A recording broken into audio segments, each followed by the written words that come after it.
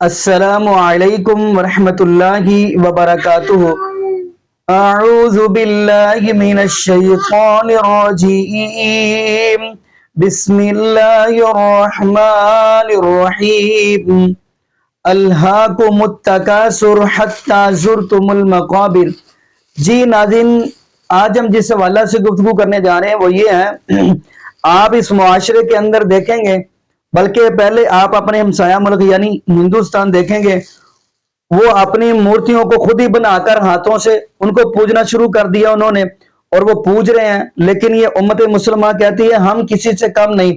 اگر آپ مورتیاں بنا کے پوجتے ہو تو ہم قبروں کے اندر مردے لٹائے ہوئے ہم وہ قبروں کو پوجنا شروع کر دیں گے، ہم آپ کا پور شرک کے اندر مقابلہ کریں گے، دیکھتے ہیں کون زیادہ شرک کرتا ہے۔ استغفر اللہ معاذ اللہ۔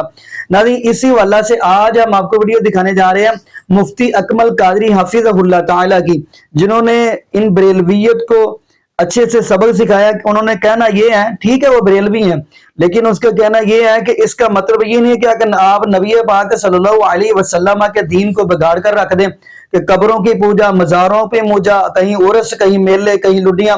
تو آئیے ناظرین آپ کو مفتی اکمل قادری حفظہ اللہ تعالیٰ کی ویڈیو دکھاتے ہیں، پھر انشاءاللہ ناظرین اسی واللہ سے ہم بھی گفتگو کریں گے۔ تو آئیے ناظرین مل کے ویڈیو دیکھتے ہیں۔ دوسرا ایک علماء فکریہ کی جہت یہ ہے، ہم اہل سنت کے لیے میں آپ سے بار بار یہ گزارش کر چکا ہوں، ہم میں سے بہت سے مزارات پہ جا کر منتیں مانتے ہیں، میرا یہ کام ہو گیا میں 10 دیگے چڑھاؤں گا، میرا یہ کام ہو گیا میں چادر چڑھاؤں گا، میرا یہ کام ہو گیا تو یتیموں کو کھانا کھلاؤں گا، بزرگ سے بعض اوقات باتیں کر رہے ہو، داتا صاحب میرا یہ کام ہو جائے تو میں آپ کے مزار پہ 10 دیگیں چڑھا دوں گا۔ اسی طرح نیاز کر رہے ہوتے ہیں، خواجہ صاحب کی نیاز، غوث پاک کی نیاز۔ اس میں جو صحیح کانسیپٹ ہے اس کو سمجھنا انتہائی ضروری ہے، وہ آپ سیکھیں، جو میں بارہا آپ کو بیان کر چکا ہوں، تاکہ آپ غلطی سے محفوظ رہ سکیں۔ ان میں خرابیوں میں مبتلا ہونا آہستہ آہستہ آپ کو حقیقی شرک کی طرف لے جا سکتا ہے۔ اب اس کا بس 5 منٹ میں خلاصہ ذکر کر دیتا ہوں۔ خلاصہ اس کا یہ ہے کہ دینے والی ذات کس کی ہے؟ صرف اللہ۔ تمام خزانے کس کے دستے قدرت میں ہیں؟ اللہ تبارک۔ اللہ نہ چاہے تو کوئی بھی ایک تنکا بھی اٹھا کر آپ کو نہیں دے سکتا۔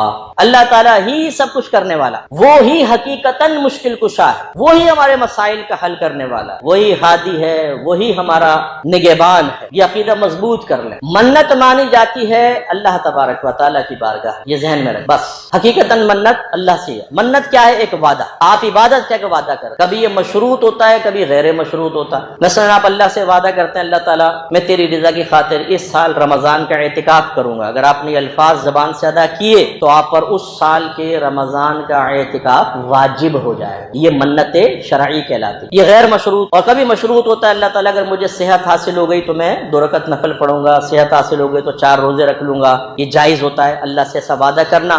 اس میں جب آپ کا کام ہو جائے گا تو پھر آپ کو وہ منت پوری کرنی ہوتی ہے۔ یہ ہے شرعی منت کا مفہوم بس۔ باقی جو بزرگوں کے مزارات پہ جا کر کہہ دیتے ہیں یہ شرعی منت نہیں ہے، یہ عرفی منت کہلاتی ہے۔ عرفی کا مطلب ہمارے عرف میں رائج ہو گئی، اس کا شریعت سے حقیقتاً تعلق کوئی نہیں ہوتا۔ میں تو عوام کو مشورہ دیتا ہوں بھائی وہی منت آپ شرعی منت اختیار کریں بس، کیونکہ اس میں خرابیاں بہت ہوتی ہیں، کیونکہ مشورے دینے والے اور عقیدے میں بگاڑ پیدا کرنے والے 50 مل جائیں گے آپ۔ لیکن چلیں اس کی جوازی بس صورت یہ ہے کہ آپ نے جا کر مثلا داتا صاحب کے مزار پر یوں کہا کہ داتا صاحب اگر میرا یہ کام ہو جاتا ہے تو میں آپ کے مزار پر 10 دیگے چڑھاؤں گا۔ اس میں آپ کے ذہن میں کیا ہونا چاہیے؟ اس کا آپ کے ذہن میں یہ ہونا چاہیے کہ داتا صاحب براہ راست کام نہیں کریں گے، نہ کر سکتے ہیں۔ کام کون کرے گا؟ ہمارا اللہ تعالیٰ۔ تو داتا صاحب سے کیوں کہہ رہے ہیں؟ ہم الفاظ تو یہ کہہ رہے ہیں داتا صاحب میرا یہ کام ہو گیا تو میں 10 دیگے چڑھاؤں گا، لیکن اس کے پیچھے ہماری جو لاجک ہے وہ یہ ہونی چاہیے کہ آپ اللہ سے دعا کر دیں کہ میرا کام ہو جائے۔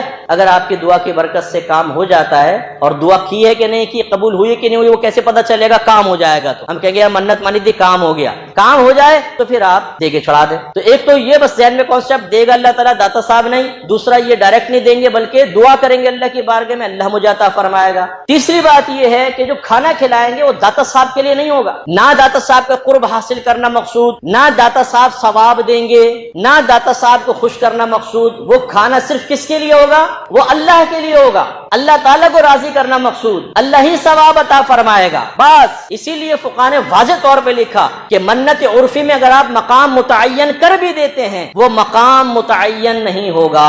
مثلا آپ نے کہا داتا صاحب میں آپ کے مزار پہ 10 دے کے چڑھاؤں گا, کام ہو جائے. ادھر 10 دے کے چڑھانا لازم نہیں ہے, آپ اپنے محلے میں 10 دے کے پکا کے کھلا دیں لوگوں, کیونکہ آپ نے ان کے لیے تو نہیں کھلائی نا, یہ تو اللہ کے لیے تھی, اور اللہ تعالیٰ کے لیے آپ کہیں پر بھی کھلائیں گے وہ اللہ کے لیے کھانا کہلائے گا. داتا صاحب کے مزار پہ ضروری نہیں ہے. ایک اس میں لاسٹ چیز, آپ نے منت مانی, داتا صاحب کے مزار پہ کام ہو گیا, آپ نے دیگے نہیں چڑھائی, چادر نہیں چڑھائی, اب آپ کے کام بگڑنا شروع ہوئے, ایکسیڈنٹ ہو گیا, گھر میں چوری ہو گئی, فوراً لوگ کہیں گے تم نے وہ منت پوری کی تھی کہ نہیں کی؟ نہیں, اسی کو تو وبال ہے سر. داتا صاحب ناراض ہو گئے, یعنی داتا صاحب گن لے کے بیٹھے ہمیں, کس نے منت پوری کس نے نہیں, ابھی تمہیں اس نے نہیں کی, بیٹا مارو, ایکسیڈنٹ کرواؤ, گھر میں بے برکتی کرواؤ. یار تمہارا دماغ خراب ہے. وہ بزرگ ایسے ہیں کہ وہ بددعائیں دینا شروع کر دیں گے, میں منت پوری نہیں کی بددعائیں دے رہا ہوں میں. کوئی یہ کنیکشن ہم ملاتے ہیں آپس میں, یہ ہم ملاتے ہیں, جاہل ملائے گا کنیکشن, نہیں ہوتا اس سے کچھ بھی. آپ منت عرفی پوری نہ کریں, بزرگ ناراض نہیں ہوں گے, ان کے لیے کوئی کی تھی آپ نے, نہ آپ نے اللہ سے براہ راست وعدہ کیا تھا, وہ پوری کرنا واجب ہی نہیں ہے آپ پر, اس کا کوئی وبال نہیں ہوتا. ہاں آپ نے وعدہ کیا, چلے کر لیں, اچھی بات ہے, میں نہیں کہوں کہ بغاوت پر آ جائیں کہ نہیں کرتا ہوں, کر لیں, لیکن کوئی واجب نہیں ہے, اور نہ پورا کریں تو کوئی وبال نہیں ہوتا ان کا. یہ ہے جو بنیادی ایک کانسیپٹ ہوتا ہے. ٹائم چونکہ ہو گیا, نیاز کا رہ گیا, وہ میں آپ کو نیکسٹ ٹائم سمجھاؤں گا. اگر غور کریں گے تو اسی پر نیاز کا بھی ساری تفصیل ہے. یہ تفصیل ذہن میں ہو پھر تو صحیح ہے, لیکن عوام الناس سے پوچھ کر دیکھیں. ایک بولے گا میں جا رہا ہوں, وہ چادر کی منت مانی ہے داتا صاحب کی, صرف اتنا پوچھ لے گا چادر چڑھانا کیا ہے, واجب ہے, فرض ہے, اس سے سارے مزار کو فائدہ ہوگا, تجھے فائدہ ہوگا, کیوں چڑھاتے ہیں بتا ذرا. جواب دے دے تو فقیر کا نام بدل دیجیے گا آپ, اگر صحیح جواب دے. جواب تو دے گا لیکن ہوگا اوٹ پٹانگ جواب, بالکل خود نہیں پتا ہوگا, بڑا لاجک لائے گا نا, جیسے صندوق کھول کر خاندانی نسخہ نکالا ہے, بھائی اس میں نا یہ ہوتا ہے, جب چڑھاتے ہیں نا بزرگ کھڑے ہو جاتے ہیں تو چادر آئی اور فیض جاری کرنا شروع. تم نے دیکھا ہے یہ بالکل ویسی ہے جیسے بچہ چھوٹا منا سا مسکرائے نا تو مائیں کیا کہتی ہیں, اسے نا خواب میں پری نظر آ رہی ہے. بھائی تمہیں کس بچے نے بتایا تھا کہ بھائی بڑے ہونے کے بعد کہ میں نے خواب میں نا اس میں بچپن میں دودھ پیتے ہوئے. جی ناظرین, آپ نے یہ ویڈیو بنانا فرمائی. ناظرین پہلے نمبر پہ دین آمینہ کے لال حضرت محمد الرسول اللہ صلی اللہ علیہ وسلم کے اوپر مکمل ہوا, اس لیے تو قرآن پاک کی آیت اس بات کی گواہی دے رہی ہے, الیوم اکملت لکم دینکم واتممت علیکم نعمتی ورضیت لکم الاسلام دینا. اللہ رب العالمین فرماتے ہیں, اے میرے محبوب علیہ السلام, ہم نے آپ کے اوپر دین اسلام کو مکمل کر دیا اور نعمتوں کا بھی اتمام کر دیا. اگر پسند کیا تو دین اسلام ہی آپ کے لیے پسند کیا. ناظرین اب دین اسلام نبی پاک صلی اللہ علیہ وسلم کے اوپر آ کر مکمل ہو گیا, نہ اس کے اندر اضافہ کرنے کی ضرورت ہے, نہ اس کے اندر کمی کرنے کی ضرورت ہے. اور ناظرین اگلی بات ہم کرتے چلے, آیا کہ نبی پاک صلی اللہ علیہ وسلم نے ہمیں یہ سبق دیا تھا کہ آپ ہندو جو ہیں وہ بتوں کو بنا کے پوجے, اور آپ معاذ اللہ استغفر اللہ رب العالمین کو چھوڑ کر اور قبروں, مزاروں اور ان کے اوپر عرس میلے یہ لگایا کرے یا ان کے اوپر سجدے کیا کرے, استغفر اللہ معاذ اللہ. ناظرین اگر عبادت کرنی ہے تو ایک اللہ کی, اگر سجدہ کرنا ہے تو ایک اللہ رب العالمین کے سامنے ہی کرنا ہے. اس لیے تو سورہ انعام کے اندر اللہ رب العالمین نے یہ بات فرمائی ہے کہ انسان تیرے سے تو جانور اچھا ہے.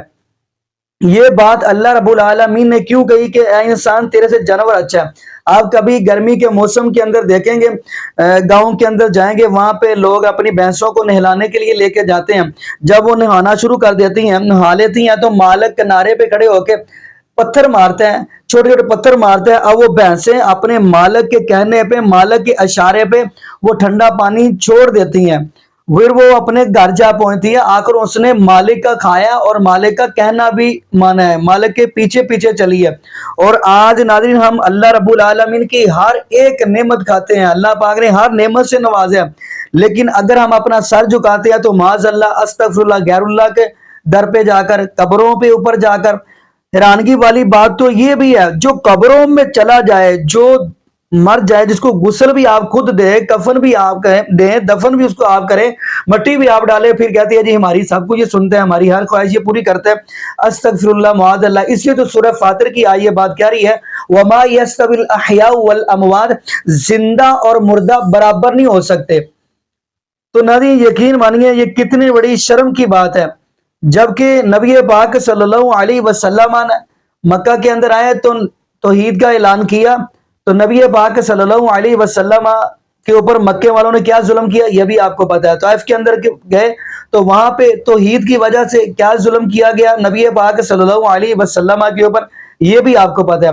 لیکن یہ امت کیسی ہے معاذ اللہ, جس توحید کی دعوت آمینہ کے لال دیتے رہے ہیں, ان لوگوں نے اس توحید کو چھوڑ کر غیر اللہ کی پوجا شروع کر دی ہے. باقی ناظرین یہاں پہ ہم دعا ہی کرتے ہیں اللہ پاک ایسے لوگوں کو سمجھ عطا فرمائے, اور یہ بھی دعا کرتے ہیں اللہ پاک ہمیں نبی پاک صلی اللہ علیہ وسلم کی شریعت کے مطابق زندگی گزارنے کی توفیق دے, اور اللہ پاک ہمیں 5 وقت کا پکا اور سچا نمازی بنا دے, اور جتنے بھی بے اولاد جوڑے ہیں اللہ پاک سب کو نیک نورینہ صحت تندرستی والی ایمان والی لمبی زندگی والی اولاد عطا فرما دے. جزاکم اللہ خیر, احسن الجزاء. السلام علیکم ورحمۃ اللہ وبرکاتہ.